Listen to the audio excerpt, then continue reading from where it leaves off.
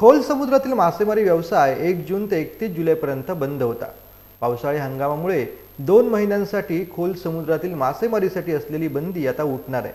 उद्या 1 ऑगस्टपासून या मासेमारी हंगामाला प्रारंभ होणार असल्याने बंदरामध्ये मच्छीमार सज्ज झालेले आहे। गुरुवार 1 ऑगस्टपासून नव्या मासेमारी हंगामाचा मच्छीमार मुहूर्त साधण्यासाठी सज्ज झाला असला तरी गटारी अमावस्येला मच्छीमार मुहूर्त साधणार की मच्छीमारांचा मुहूर्त फुकणार याकडे सध्या नजरा लागलेल्या आहेत।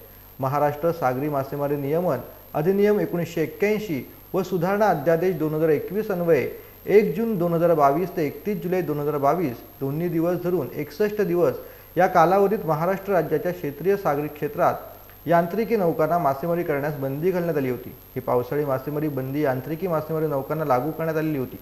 पावसाळी मासेमारी बंदी ही पारंपरिक पद्धतीने मासेमारी करणाऱ्या बिगर यांत्रिकी नौकांना लागू नव्हती। ही शासन स्तरावरून घालण्यात आलेली मासेमारी बंदी उठवल्यानंतर आज 31 जुलैपर्यंत आहे। उद्या 1 ऑगस्टपासून मासेमारी हंगामाला प्रारंभ होत आहे, पण समुद्रातील शांत वातावरणाची मच्छीमारांना प्रतीक्षा लागून राहिलेली आहे। गेल्या 2 दिवसांपासून वातावरणातील पावसी उघडकीप पाहता या मासेमारी हंगामासाठी मच्छीमार बांधव आता सज्ज झालेला पाहायला मिळतोय। आता ऑगस्टपासून जाणार मासे पकडायला।